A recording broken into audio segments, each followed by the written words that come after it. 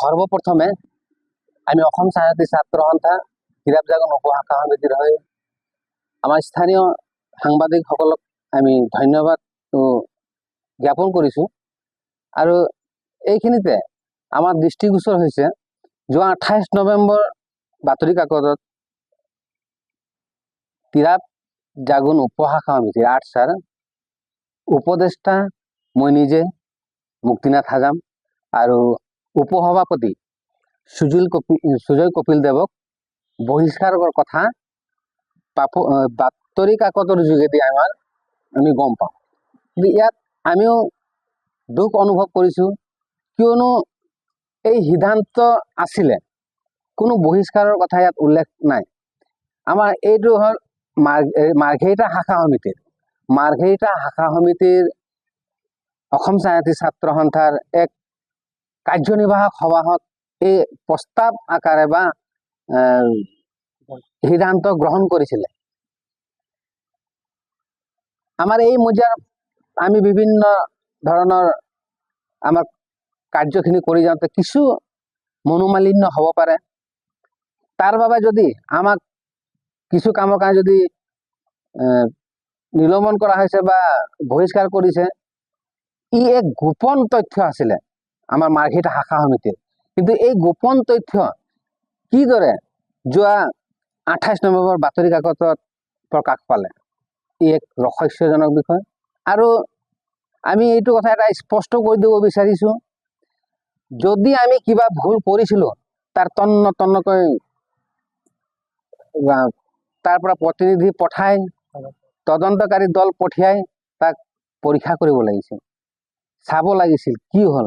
কিন্তু আমাৰ মতে আমি কোনো ধৰণৰ আৰ্টছাৰ সংবিধানৰ বিৰোধী কোনো কাৰ্য কৰা নাই। যদি কৰিছোঁ, আপোনালোকে যি ধৰণে যোনে এই বাতৰি কাকতত দিলে যে বহিষ্কাৰৰ কথা, সেইমতে আমাৰ দুখবোৰ জাপি দিব লাগিছিলে, দিব লাগিছিলে। আমি এইটো ভুল কৰিলোঁ, আমি এইটো কৰিলোঁ, সেইটো কৰিলোঁ, দিব লাগিছিল। কিন্তু সেইটো নিদি অকল বহিষ্কাৰৰ কথা কৈছে।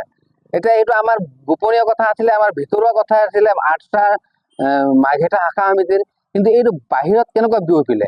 এজন সাংবাদিকতা একো দুখ নাই ইয়াত, কিয়নো সাংবাদিক হ'ল আমাৰ ভাৰতৰ সংবিধানৰ চতুৰ্থ স্তম্ভ, যাক আমি সন্মান কৰোঁ। আমি একেলগে কাম কৰি আগুৱাই যাব, সমাজখনক আমি আগুৱাই নিবলৈ আমি একেলগে কাম কৰোঁ। কিন্তু ইয়াত যোন এচাম দালাল ৰূপী বা ভ্ৰষ্টাচাৰী লোক ইয়াত এই কাগজ কেনেকুৱা বা সেই সিদ্ধান্ত গ্ৰহণ কৰা প্ৰস্তাৱ আকাৰে লোৱা সেই PDF ফাইল কেনেকুৱা পালে, এটা আমাৰ এটা ডাঙৰ প্ৰশ্ন। আৰু সদশেষত আমি এইটোৱে ক'ব বিচাৰিছোঁ যে ইয়াৰ তন্নকৈ তদন্ত হওক।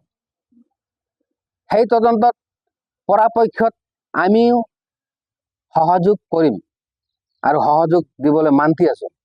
কিন্তু তদন্ত দল আহে, সেই দল কিন্তু নিস্বাৰ্থভাৱে, একপক্ষ নহয়, দুয়ো পক্ষই তদন্ত কৰক। সেই তদন্তত আমিও আৰু আছে, আৰু কোন মানুহ আছে আওতালৈ আনিব লাগে। এনেই কাৰোবাৰ ওপৰত ইমান ডাঙৰ দুখ জাপি দিয়াটো কিন্তু আমাৰো বৰ এটা সহ্য কৰা বিষয় নহয়। আৰু এটা কথা স্পষ্টভাৱে আমি জনাব বিচাৰিছোঁ, আমাৰ ইয়াত এইখিনি কথা ক'ব নাপায়। এই PDFৰ কথা হয় বা আমাৰ এইটো মাৰ্ঘেৰিটা শাখা সমিতিৰ সিদ্ধান্ত মৰ্মে যিখিনি প্ৰস্তাৱ লোৱা আছিলে সেইখিনি লোৱা আছিলে। কিন্তু আমাক ইয়াত দুজনক টাৰ্গেট কৰিছে। সেই দুজনৰ জেগাত আৰু 4জন হ'ব পাৰে, আৰু 5জন হ'ব পাৰে বা 10জন হ'ব পাৰে। কিন্তু গোটেইখিনিৰ নাম নিদি মাত্ৰ 2জন ব্যক্তিৰ, মোৰ নাম আৰু সুজয় কপিলৰ নাম দিছে। তাৰ কাৰণো আমি জানিব বিচাৰোঁ। আৰু এই প্ৰতিক্ৰিয়া প্ৰকাশ কৰিছোঁ। আমি দুখ অনুভৱ কৰিছোঁ। বহু বছৰ আগত আমি আৰ্টছাত যোগদান কৰা, কিয়নো মোৰ সতীৰ্থসকল আছে, অৰুণ তাঁতীদেৱ আছে, আৰু মাৰ্ঘেৰিটা পাইনাৰ মিলৰ ওচৰত প্ৰদীপ তাঁতী আছিলে, দীপক কঞা আছিলে। তেখেতসকলৰ লগত মই আমাৰ আৰ্টছাৰ লগত মই জড়িত আৰু আৰ্টছাৰ লগত কাম কৰি আছোঁ।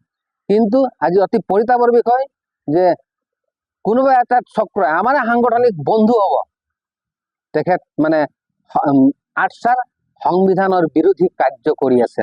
সেইখিনি মই আজি এই সংবাদ মাধ্যমৰ যোগেদি মাৰ্ঘেৰিটা শাখা সমিতি, তিনিচুকীয়া জিলা সমিতি, অসম ৰাজনৈতিক ছাত্ৰ সন্থা আৰ্টছাৰ বিষয়ববীয়াক অনুৰোধ জনাইছো, আপোনালোকে যাতে এই তদন্ত তন্নকৈ আৰু নিষ্ঠাভাৱে একদম কাৰো মানে ফলীয়া নহয় একফলীয়া নহয়, দুয়োফালে চাই মেলি কৰিবলৈ মই আজি সংবাদ মাধ্যমৰ যোগেদি অনুৰোধ জনাইছো। আৰু সদশেষত মই আমাৰ সাংবাদিক বন্ধুসকলক ধন্যবাদ জ্ঞাপন কৰি আজি এই সংবাদ মেল ইয়াতে সমাপ্ত কৰিছো। জয় আই অসম, জয়টো আৰ্টছাৰ।